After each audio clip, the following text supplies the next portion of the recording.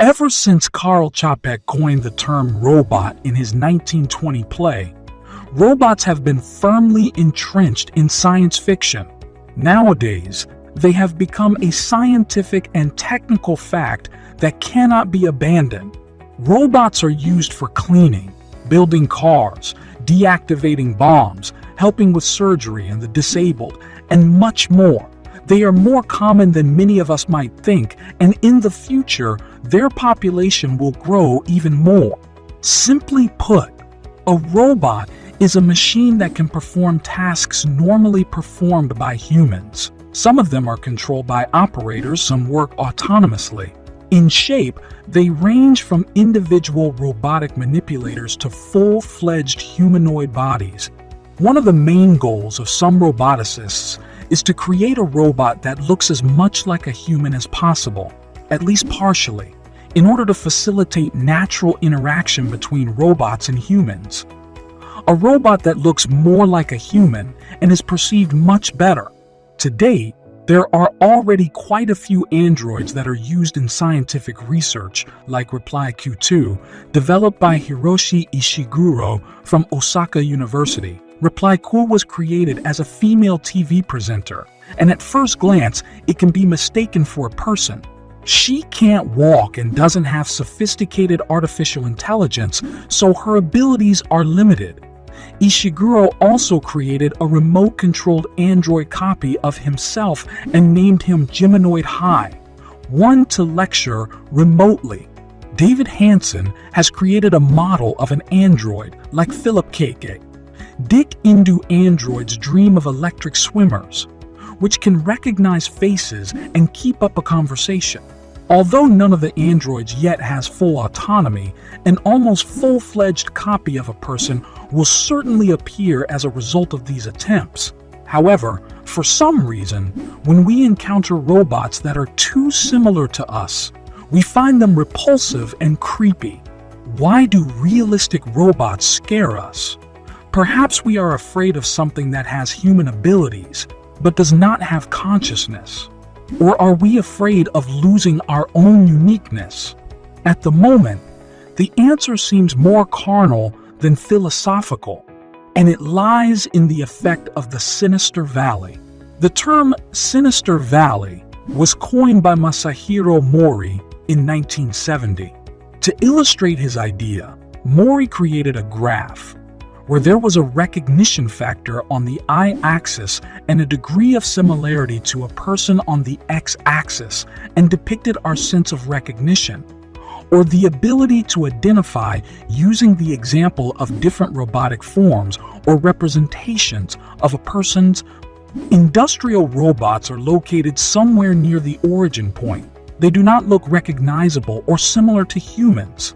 But after the peak, there is a sudden dip into the valley, which develops into a second peak depicting a living person. From Mori's point of view, our comfort level increases until the qualities of the robot acquire human forms, but do not reach the point of identification at which a person suddenly ceases to recognize the robot and gets scared. Both physical appearance and movements play a role, since non-human movements immediately send us to the Sinister Valley, and some films like Silent Hill are based on this. The study by Aishi Pinar Sagan, Thierry Kiminida, Hiroshi Ishiguro, John Driver, and Chris Firth used a moving robot which showed that the Sinister Valley effect can be caused by a discrepancy between our expectations and reality in terms of the appearance and movements of the android. The researchers performed functional magnetic resonance imaging on the participants while they watched a series of videos with Reply Q, the same android, but without skin, and a living person who performed the same actions. The brains of the participants reacted very similarly to a human and a mechanized robot. But when observing a human, like android, completely different brain regions responsible for determining and interpreting movements worked. It was concluded that, perhaps, the effect of the Sinister Valley is caused by something that looks human but moves in an inappropriate way. Robots move the way robots should move. People move like people, and neither the first nor the second should frighten us unless there is confusion. One of the possible evolutionary reasons for our aversion to the discrepancy between the appearance and movements of an android may be that any irregularity in a person may indicate a disease, and our brain rigidly rejects it in order to prevent its spread. A certain dissimilarity in another person can also trigger our dislike of people whom we do not consider acceptable mating partners. Whatever the underlying cause of the sinister valley, roboticists are looking for ways to get their creations out of there. There is also an opinion that robots should be social, look, and act accordingly, but only so that people are comfortable with them. Robots should not be human. The idea is to give robots enough functions that anthropomorphize them. For example, the ability to understand and maintain a conversation, recognize the emotional state of a person, and react accordingly, as well as show their own emotions and individuality. Robots should have their own shape, which is based on the purpose of the robot, but does not meet our expectations of how they should look. Mori himself stated in 1970 that designers should strive for the first peak on the chart, not the second, so as not to fall into the zone of the sinister valley. Perhaps this approach will help robots to remain invisible in our lives, but very useful.